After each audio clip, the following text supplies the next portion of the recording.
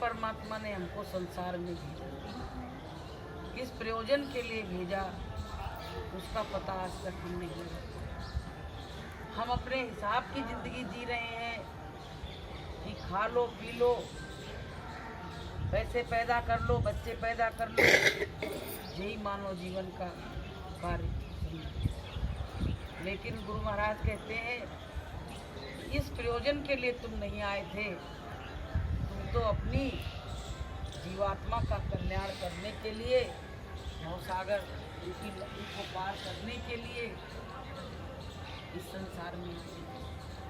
क्योंकि कई बार हमको मनुष्य जन्म मिला, कई बार हमको 84 लाख योनियों में डाला गया, लेकिन हम जिस योनि में हमको डाल दिया गया उसी में हम खुशी को महसूस करने लगे। अब जो कुत्ते हैं इनसे पूछो तुम परेशान हो तो ये नहीं कहेंगे हम परेशान हैं, उनको उसी में अच्छा लगता है। ऐसे इंसान परेशान जरूर है, और उससे पूछो कि जिंदगी से तुम परेशान हो तो भगवान के यहाँ जाओगे क्या, तो कह देगा वहाँ नहीं जाएंगे, यही नेक परेशानी बर्दाश्त करने। होता है कि नहीं होता? तो हमको ऐसी भुलौनी माया ने भुला दिया कि जिस काम के लिए आए थे हरिभजन को, औंटन लगे कपार। आए तो कुछ और काम के लिए थे, हमको परमात्मा की भक्ति के लिए भेजा गया, लेकिन उस कार्य को ना करके हम इस कार्य को करते हैं। आए जगत में क्या किया, और तन पाला की पेट, और सहजो दिन धंधे गए, और आते गई सुख ले। संत कहते हैं कि संसार में आके तुमने किया क्या, क्या जवाब दोगे? जो कभी संतों की शरण में नहीं आया वो क्या जवाब देगा? जब परमात्मा की भक्ति नहीं की क्या जवाब देगा? कि कबहू न संत शरण में आया, कबहू न संत शरण में आया, ना कबहू प्रभु के गुण गाया, ना कबहू प्रभु के गुण गाया।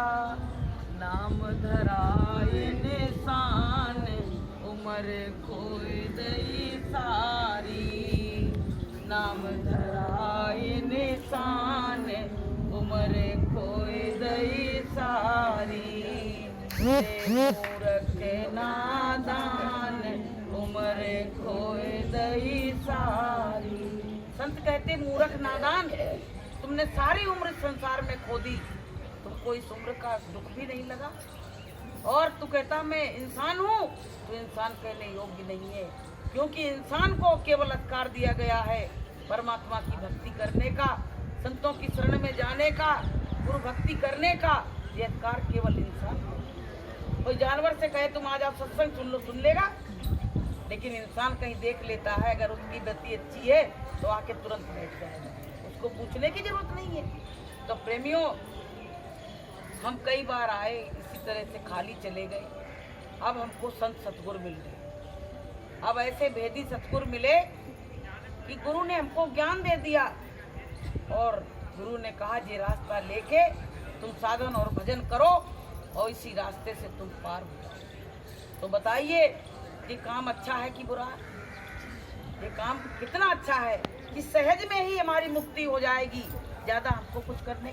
आप बताओ, हमारे पास बहुत नहीं है पुण्य दान करने के लिए, हवन अग्यारी को बहुत नहीं है, लेकिन हमको थोड़े में ही अगर परमात्मा सही रास्ता दिखा रहा है तो वो काम कर लो, वो काम कर लो। गुरु महाराज कहते हैं बच्चों, अगर तुम्हारे अंदर भाव नहीं है तो तुम चाहे 10-10 कुंटल का हवन अग्यारी कर लेना, लेकिन वो परमात्मा तुमको मिलने वाला नहीं है, क्योंकि परमात्मा केवल भक्ति का भाव देखता है। अगर भाव है तो तुम्हारे अंदर सब कुछ है, और भाव नहीं कि प्रेम नहीं, भक्ति नहीं, और कैसे पाऊं तो है, और गुण नहीं एक भी मुझ में, और कैसे रिझाऊं। हमारे अंदर गुण नहीं है उसका परमात्मा को रिझाने का, तो प्रेमियों हम वो परमात्मा हमसे कैसे खुश होगा? तो संतों की शरण में जब हम आते हैं तो हमको एक संतों के पास एक अनूठा ज्ञान है, वो ऐसा ज्ञान देते हैं कि जीव चेत जाता है। कहा गया अगर तुम चेते नहीं, जागे नहीं। अच्छा एक बात बताओ, जैसे भूकंप आ जाए, तूफान आ जाए, अब घर में कोई सो रहे हैं और आपा दैया मच्छी की जल्दी भगो जल्दी भगो, तो जो सोते रहेंगे वो सोते ही रहेंगे, उनको कोई जगा नहीं पाएगा, क्योंकि अगर जगाते हैं तो वो भी डूब जाएंगे। तो प्रेमियों, कहने का मतलब ये है कि जो सोवत है सो खोवत है और जो जागत है सो पावत है। अगर वो कहें हम इनको जगाते रहे और हम नहीं निकले तो वो भी डूब जाएंगे, वो भी मर जाएंगे। इसलिए देखो, हम लोगों को कोई पावर शक्ति तो है नहीं, गुरु महाराज की दया काम करती है। अब हम लोग आपको बताने का काम करते हैं। अगर आप नहीं जागो, नहीं चेतो, तो इसमें हम लोगों की तो कोई गलती है नहीं। भाई हमने जगाया, आप नहीं जागे, ये परमात्मा की दया। तो कहने का मतलब ये है कि जाग के हर काम को करो।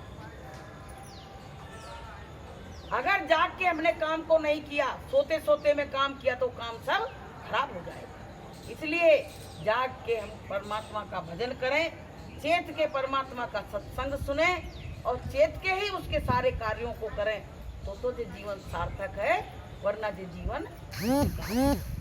क्योंकि गुरु महाराज कहते, बच्चों तुमने बहुत बड़े बड़े परिवार से नाता जोड़ा, बड़े बड़े परिवार में तुम रहे। बहुत लोग माताएं बहनें कहती हैं मेरा तो इतने लोगों का कुटुंब था, लेकिन वो कुटुंब आज कहाँ गया? कहाँ गया वो कुटुंब का पता पड़ा? कहाँ गया? कहाँ गया कि जागर नौबत बाजती ओ होत छती सोराग और सो घर सुने पड़े हैं और बैठन लागे काग। जिस घरों में किलकारियों की आवाजें उठती थी, लोग बात करते थे, बड़ी चौपाड़ बनी होती थी बाहर गांव में, तो उसमें लोग बैठ के बातचीत करते थे और शाम को सब इकट्ठा होते थे। आज वहाँ सब तहस नहस हो गया, सब सुना पड़ा, सब कुछ सुना पड़ा है, वहाँ कुछ भी नहीं है। और वहाँ तो पता है आपको, हम बताएं, जहाँ इंसान नहीं रहते वहाँ जीव जंतु भी नहीं आते। कहो कैसे? इंसान रहते तो उनको खाने पीने को मिलता है, तो वो भी चो चो चो चो करते रहते हैं, और जब इंसान चले जाते हैं तो वो बिल्कुल जगह सुनी हो। कहा गया कि जो बीत गए दिन वो जमाने नहीं आते, जो बीत गए दिन वो जमाने नहीं आते, पंछी भी यहाँ रात बिताने नहीं आते, पंछी भी यहाँ रात बिताने नहीं आते, जो बीत गए दिन वो जमाने नहीं आते। जो समय गुजर गया घर में परिवार में रह के, वो समय अब जीवन में कभी नहीं आ सकता। क्योंकि कभी कभी सोचो कितने इतने बड़े परिवार में रहे, परिवार के लोग कहाँ, तो ऐसे ही सोचो कि हमको भी उस मिट्टी में मिल जाते। क्योंकि कहा संतों ने कि मिट्टी का खिलौना मिट्टी में मिल जाएगा, और मान मेरा कहना नहीं तो पछताएगा। संत कहते हैं कि मिट्टी का खिलौना तुमको मिला है, ये मिट्टी में ही समा जाएगा। इसलिए अभी इसमें जीवात्मा बैठी है तो तुम परमात्मा का काम करो। देखो कोई हाथ पकड़ के, कोई छोटे बच्चे नहीं है जो कोई पकड़ के लाएगा कहेगा ये करो, केवल समझाने का काम। हम आदेश भी नहीं दे सकते हैं आपको कि ये करो, नहीं, आपसे हाथ जोड़ के कह सकते हैं कि अगर इसमें आ गए तो आपका जीवन सुधर जाए। क्योंकि यहाँ कोई रुपए पैसे की जरूरत है नहीं, केवल आपकी भाव भक्ति की जरूरत है। उसको आप पैदा कर लो और परमात्मा की शरण में आ जाओ, आपका काम बन जाएगा। अच्छा आप ये बताओ, आप कहीं भी जाओ वहाँ पहले चढ़ावा चढ़ाओ, ये चढ़ाओ वो चढ़ाओ, दक्षिणा दो, तब काम होता कि नहीं होता है? और इसमें कोई भी चढ़ावा का काम नहीं। इतने भाव से एक फूल भी दे वो भी मुझे स्वीकार है। अगर एक फूल भी आप भाव से लाते हो तो परमात्मा उसको स्वीकार कर लेता, आपका भाव देखता क्यों। तो प्रेमियों, बड़ी सस्ती सौदा है, बहुत सस्ता बाजार लगा हुआ है। जैसे कोई सेल आती है ना, तो कहते जल्दी जल्दी सामान खरीद लो, इसका समय पीरियड खत्म हो जाएगा। ऐसे ही प्रेमियों, ये भी एक सेल लगी हुई है। संत आए हैं, आवाज दे रहे हैं, और जो बच्चे उनके होंगे उनकी आवाज से वहां पहुंच जाएंगे। एक बार क्या हुआ, एक शेर का बच्चा और भेड़ के झुंड में फंस गया। वो पैदा हुआ होगा, उसकी माँ मर गई होगी, तो बेचारा घूम रहा होगा, भेड़ की झुंड में आ गया। अब वो भेड़ की झुंड में रह के भेड़ों जैसा हो गया। तो एक शेर ने देखा, एक शेर ने कहा कि ये तो शेर का बच्चा लग रहा है, ये भेड़ों की झुंड में कैसे घूम रहा है। तो उसने कहा मैं देखता हूँ। अब वो आके कहने लगा कि तू तो शेर है, तू इसमें कैसे है। तो कहने लगा मैं शेर नहीं हूँ, मैं तो भेड़ हूँ। तो कहने लगा तुमको हम परिचय कराएं। तो प्रेमियों वो कुआ के पास ले गया उसको, और कुआ में जोर से आवाज लगाई शेर ने। तो उससे कहा कि तुम भी आवाज लगाओ। तो उसने भी लगाई, तो जो आवाज उसकी थी वही उसकी थी। और उसका चेहरा जब पानी में दिखा तो एक सा दिखा। तब उसकी समझ में आ गया कि मैं भेड़ नहीं हूं, मैं शेर हूं। ऐसे ही हम लोग संसार में आए तो हम अपने शरीर को अपना कहते मैं शरीर हूं, लेकिन मैं शरीर नहीं हूं, मैं आत्मा हूं।